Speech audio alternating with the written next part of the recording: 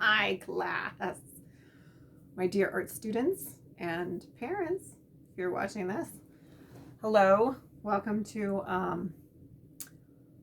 Renaissance Spring Art final project / exam. Here we are.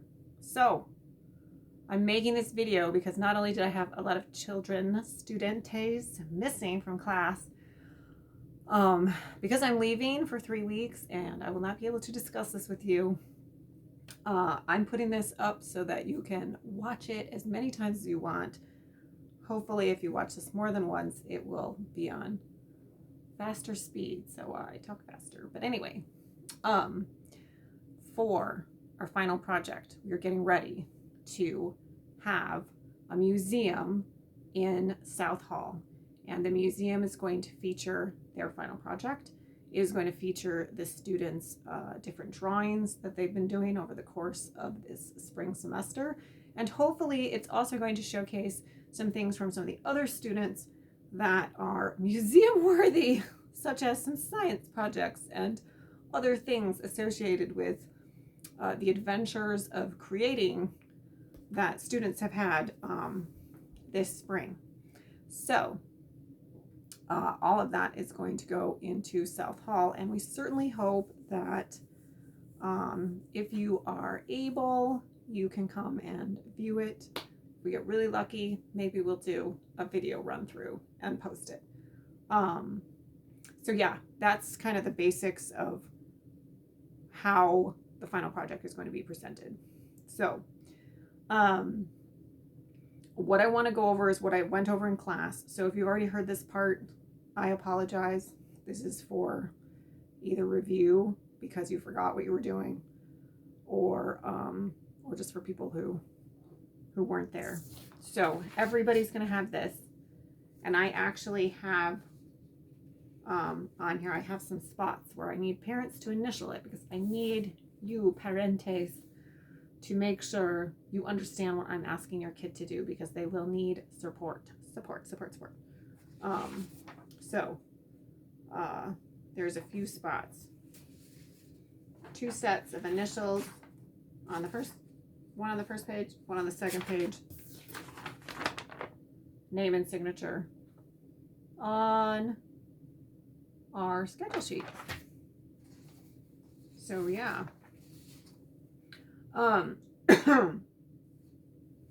So we have one document where I have collected some door archway inspirations. Each student is being assigned a door in the hallway in the South Hall, and I will have a map of that to give. I'll probably put that up later. But the blue room at the end, next to the parking lot, that room will be Charlotte's doorway as you go in, and it will be Andrew's doorway when you come out of that room. That blue room, which is a BCA classroom, is going to be kind of the destination for the museum.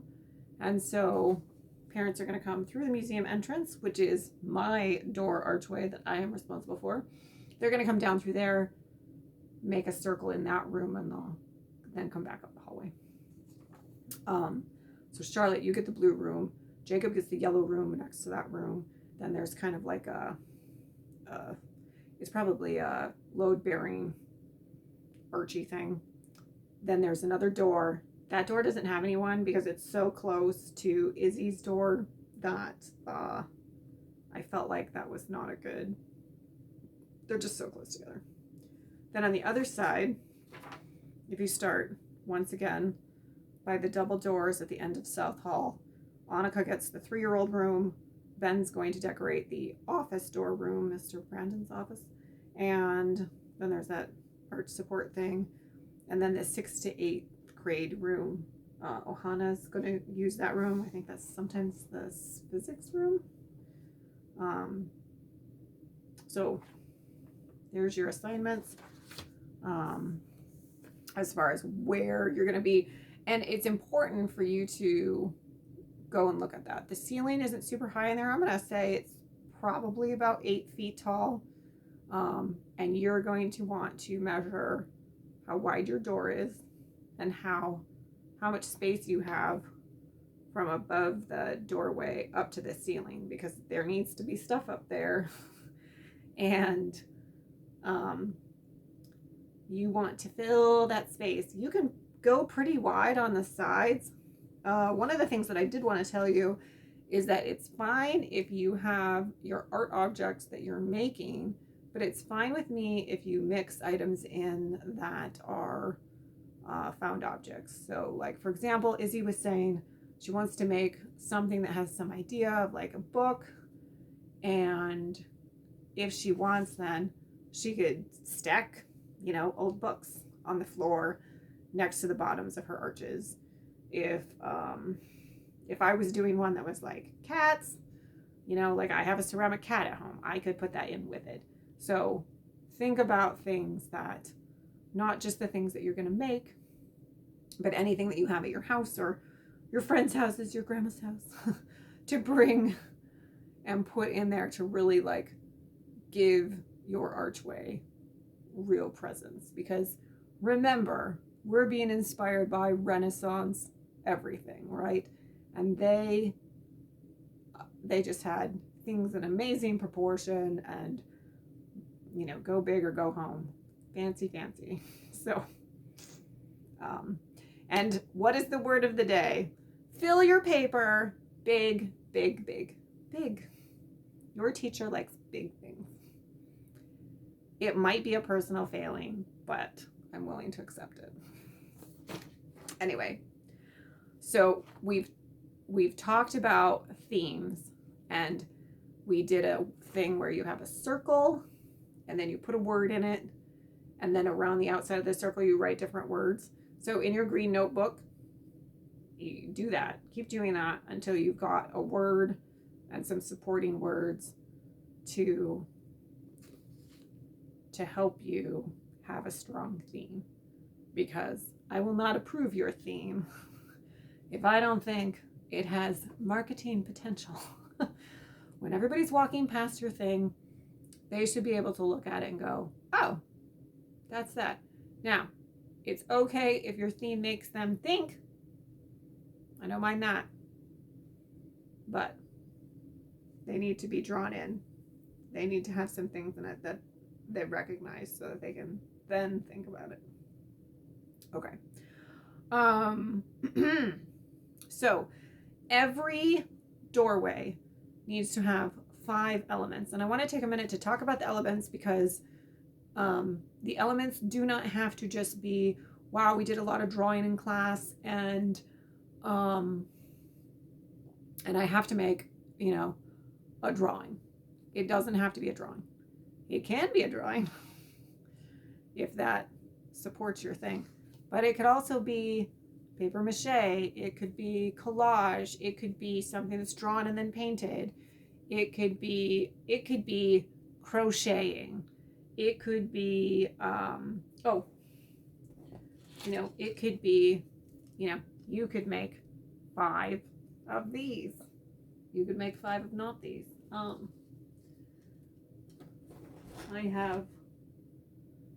have some examples of things here. Like I have my little, we're gonna lose our arch.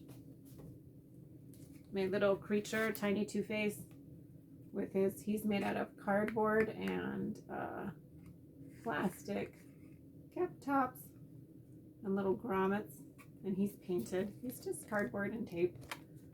You know, you can make little creatures and stick 5 of these on your thing, because this takes a bit. Each one needs to be an investment of your time and creativity.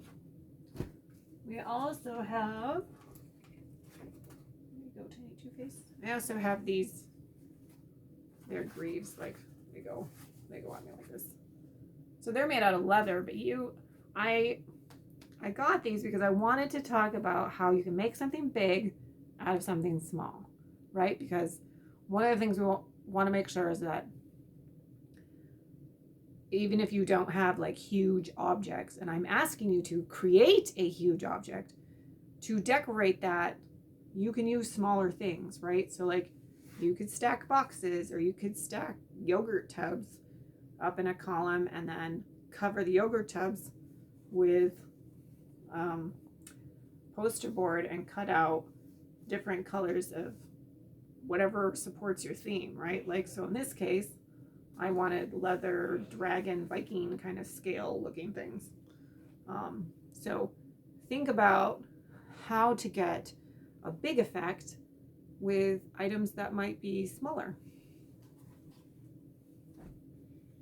Here is my sample thing here. So I want to talk about this because this is obviously, it can be cheating, right? Because it's a tube, it's toilet paper, it's 3 toilet paper tubes and a paper towel tube, and then some ribbon things. Realize I'm asking you to make something much larger than this, but the principle applies of having something bigger on the base.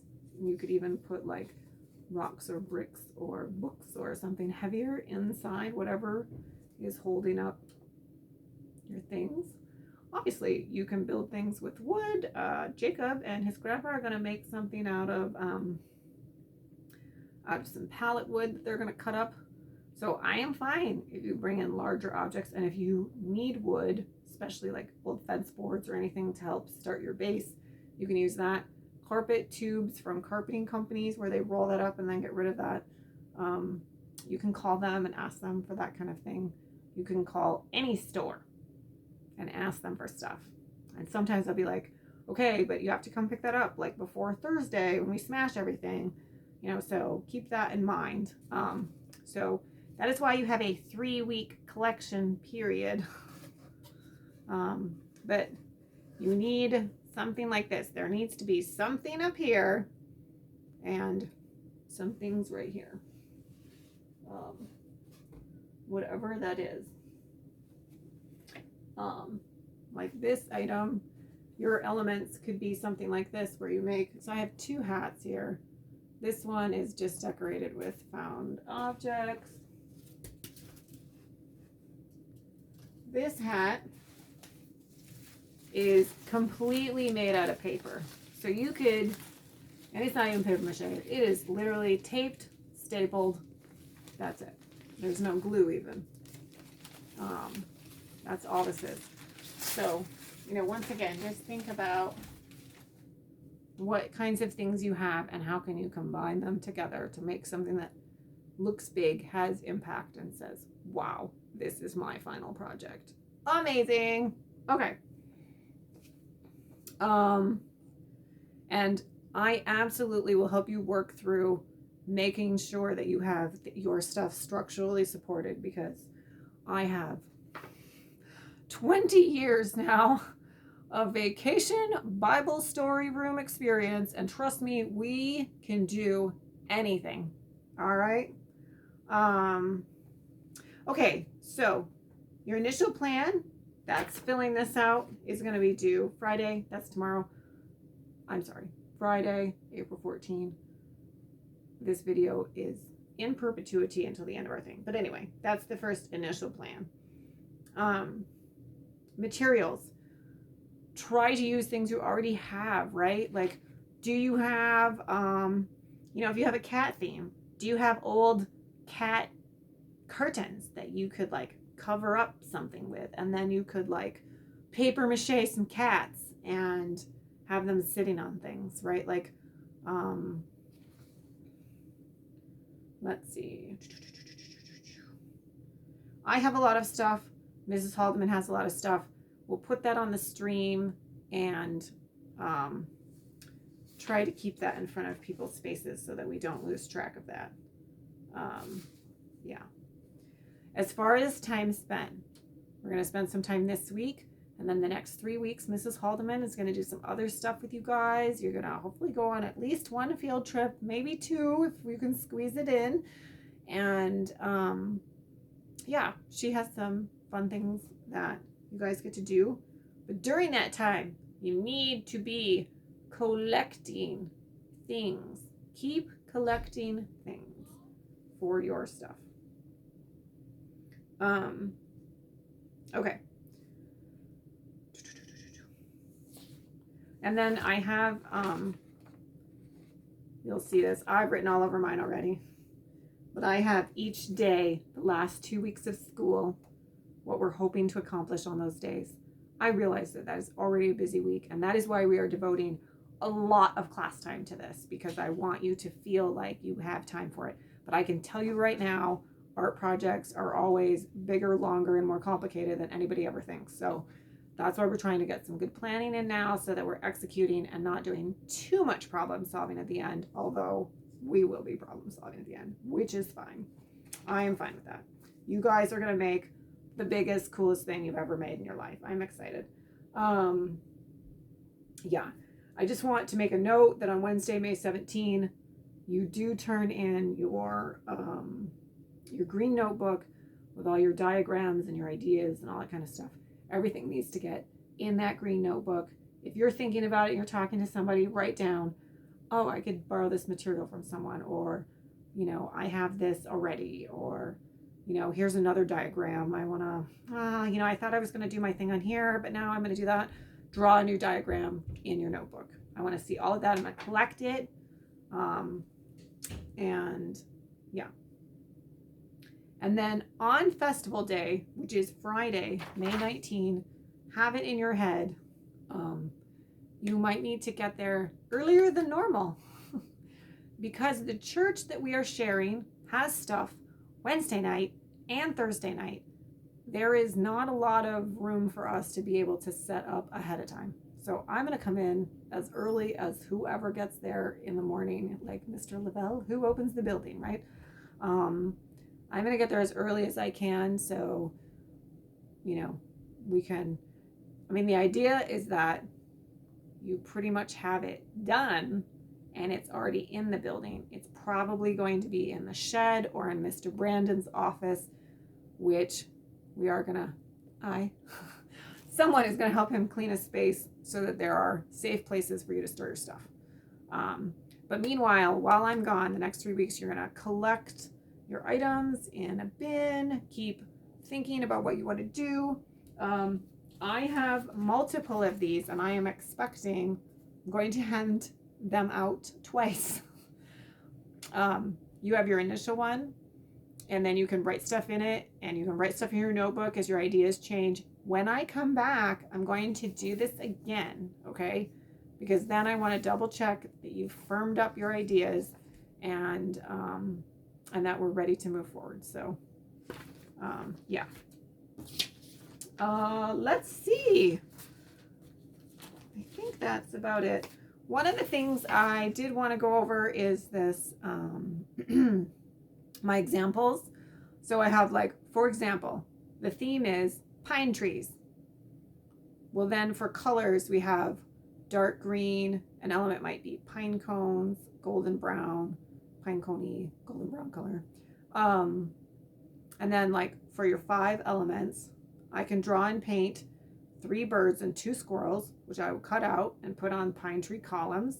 I will build my pine trees out of carpet tubing for trunks, painted egg cartons, and green construction paper for the branches. I will collect real pine cones from my neighbor's yard.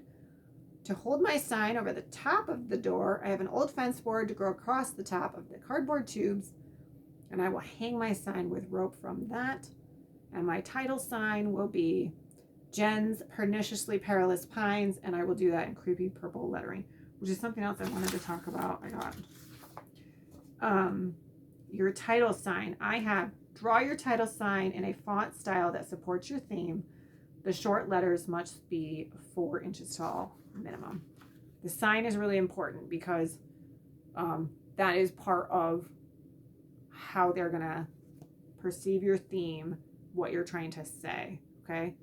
And so the letters need to be really big, and they can't just be like big written letters. Like, I want a font. I want thick shaped letters that are in a color or colors.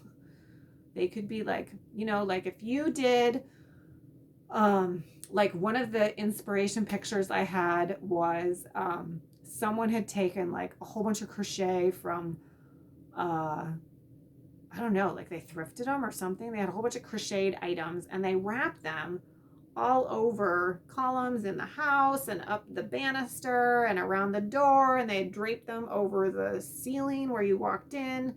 And for something like that, you could even do letters where every letter is a different color and they're kind of in like a, I want to say like grammar course script, but that kind of thing. Let's see. Anyway, I will be able to talk to you about some of that stuff on Friday. And we will obviously talk more about it as we go into the actual week. The first week when we get back, we're going to try to do a lot of the smaller things. So that would be your 5 elements and your title. Those would be the things we're going to focus on the most the first week when I come back. And then that last week of school, we'll be working more on getting the larger structures and making sure that those are ready to go. So I hope that helps. And I'm sure that's like as clear as mud. But yeah, I'm excited to see what you guys do. And I'm excited to make the museum entrance and the museum title. That's going to be fun. I really dig that sort of thing. I love arranging things, and I'm excited to show your students work to its best advantage. And yeah, I think that's all I have to say. I better wrap it up. Good luck, and I will talk to you soon.